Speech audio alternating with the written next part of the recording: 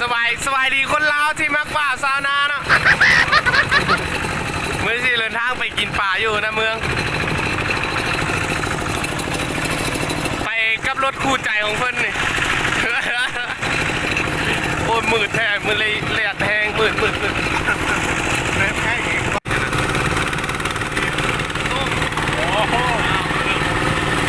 ปเลยชิงเลยเดี๋ยวนี้มาหอดจุดที่ลงเอาปลาแล้วนะกำลังที่ลงไปกำลังเดินทางไปบ้านแฮ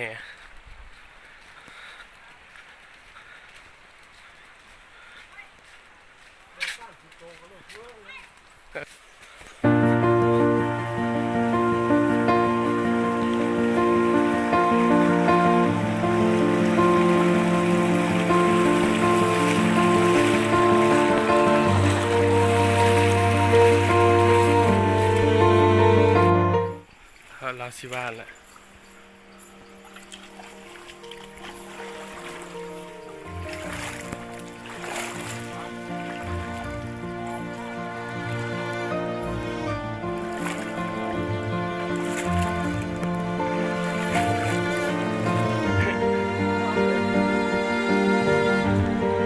เหมือนเห็นปลาเห็นตึงแฮ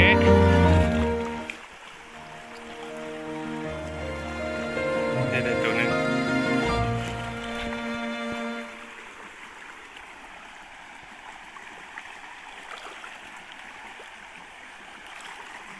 มาถึงแล้วก่อน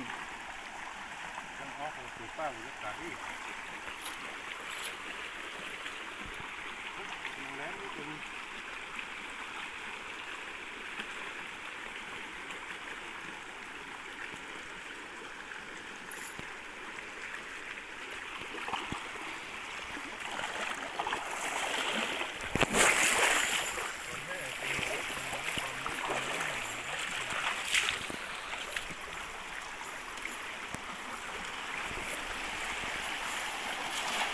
เนี่ย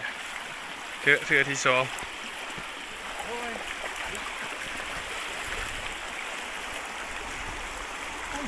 รูด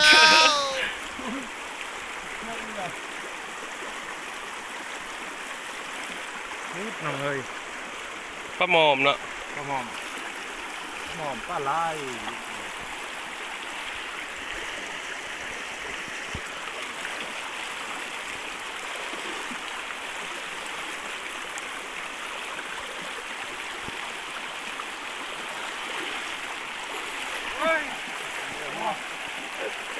เร็ววับ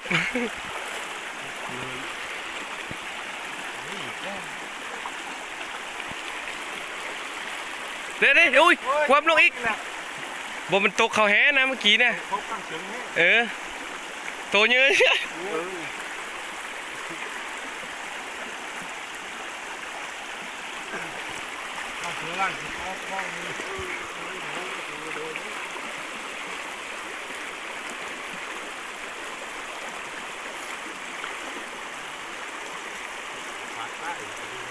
บุคาใต้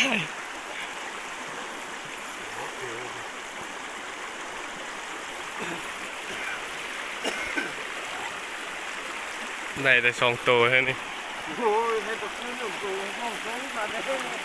แล้วให้ตัวนี้ตัวควาย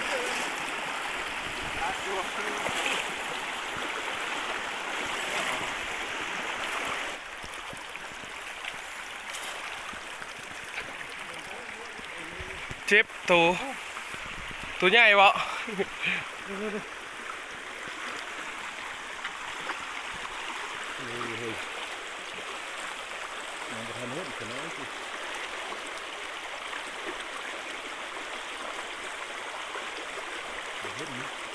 เลย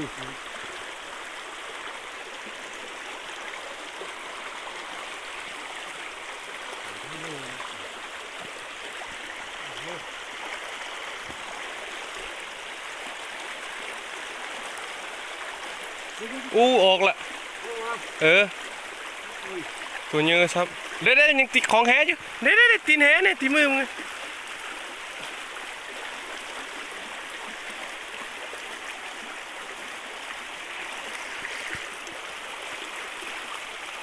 โอ้เอ็งหันสิเสียบก็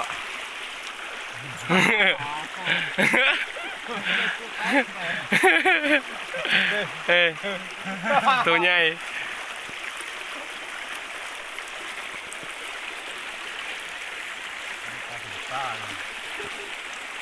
ก็ต้องรับหุบก่อนนะ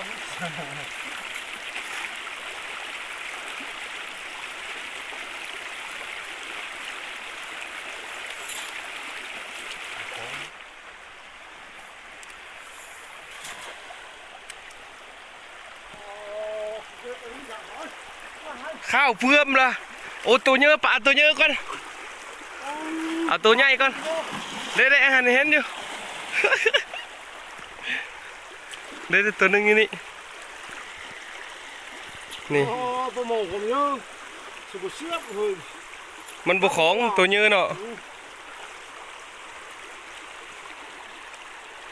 เอาหินเม็ดพุ่ง สั้นก่อนหินเยอะๆนี่มัน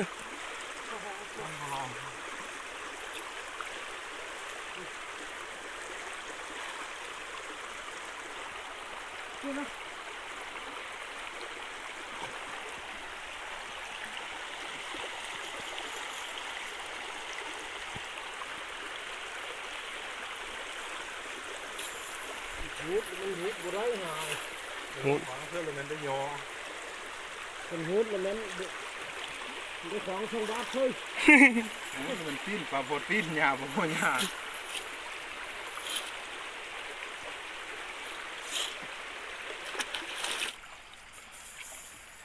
โอ้ตัวใหญ่ตัวใหญ่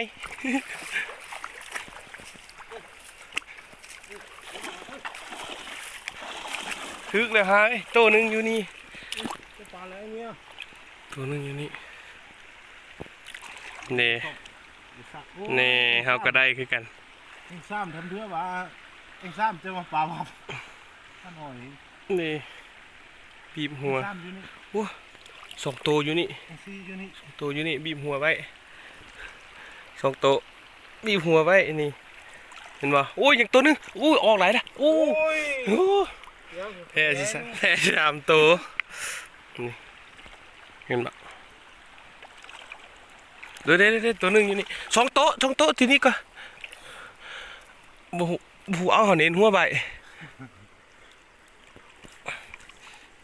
โอ้เธอนี่สิจวบไรเองอยู่ นี่ เฮ้ยเอ็งนึงอย่างนี้ข้างกันนี่เฮ้ย ยังวันออกเนาะ ออกบ่ทันสักทีอ่ะ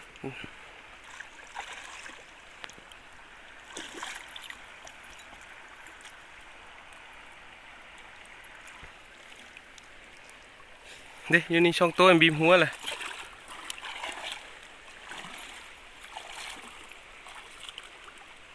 โอ้เลยบาดช่ำนี่ฝ่า ห้องนานอันเลยปลาซี่มันละโอ้ยแค่มือบ่เฮ้ยเฮ้ยช่วยปกขวางนี่เราฟ้องมองม่วงยาหกม่วง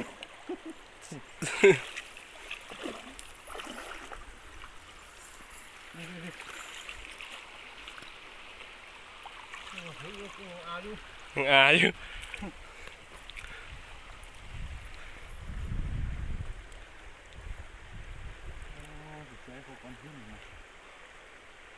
โอ้เด้เห็นอยู่โอ้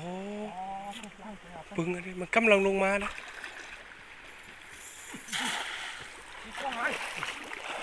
10 โตเธอนี่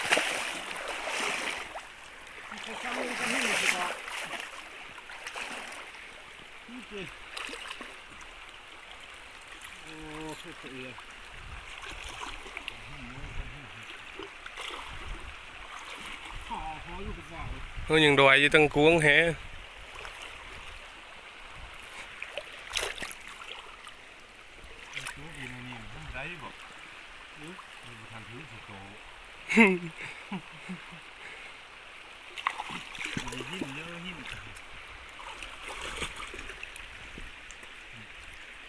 ไปเสียบาทได้ยังนึง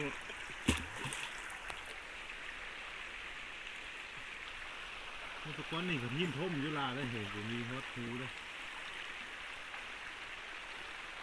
ตัวเนื้ออยู่แกงเนื้อ นอกขวางเสร็จเลยรีบเข้าไปก้อนหันวะ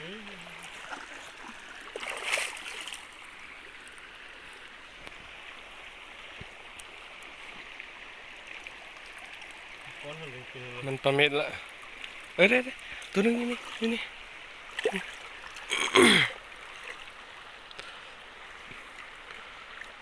ส่งเอง เลย3ตัว ก็ตีก็ได้ฮะ ก้อยปุ้ยปลา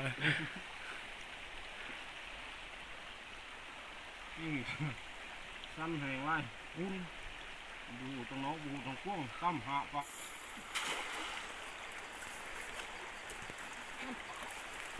ถือว่าบ้านนี้ มันเห็น แต่ชี้ว่าท่านเนาะ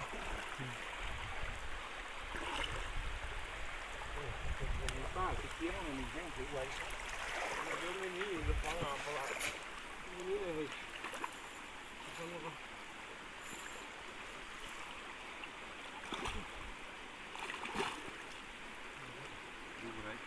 แล้ววับ โอ้ดีจังทานคือนี่ บ่ฟานเธอนี่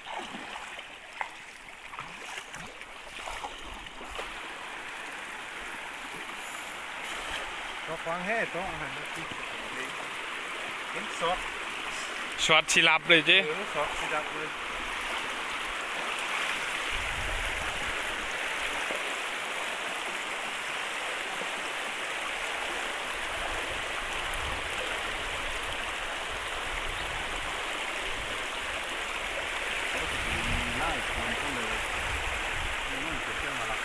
ลยเด้เห็นไหม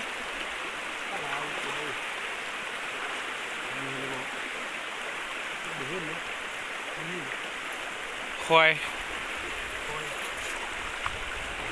เยอะอยู่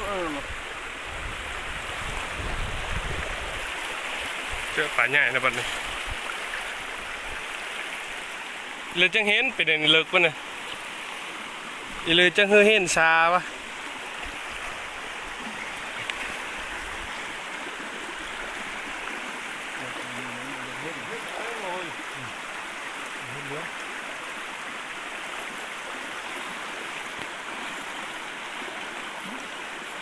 ไ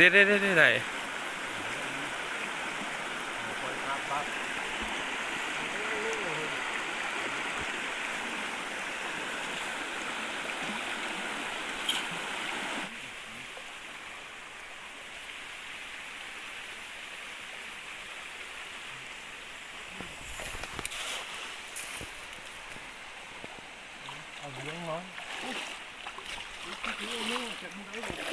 ถือซื้อเองนึง มันยืดเนี่ยหน่อยคิดฟูขึ้นเองแล้ว ในตัวเดียว ง่ายที่ง่ายเขามูดชุด ข้างในดำเนี่ยตัวป้าได้เขาดำไหนเนี่ย ก็มองบ้านะครับพวกผมจริงเลย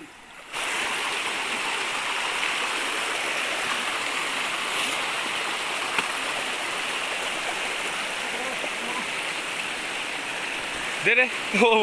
อูดะอูถือช่องโต๊ะคือว่า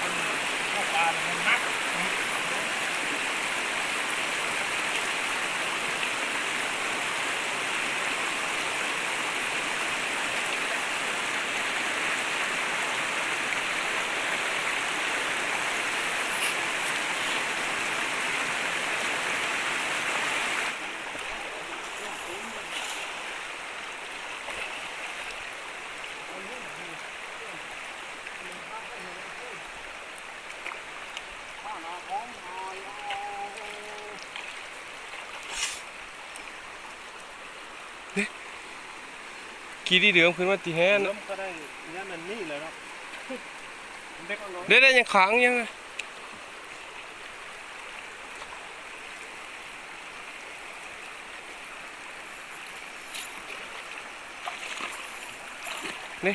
ตัวนี้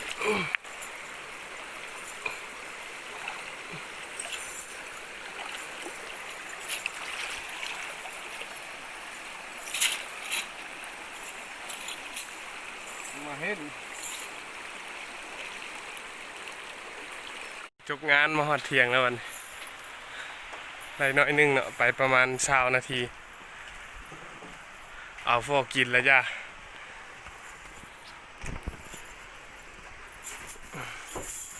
ปลาอะไรทำนี้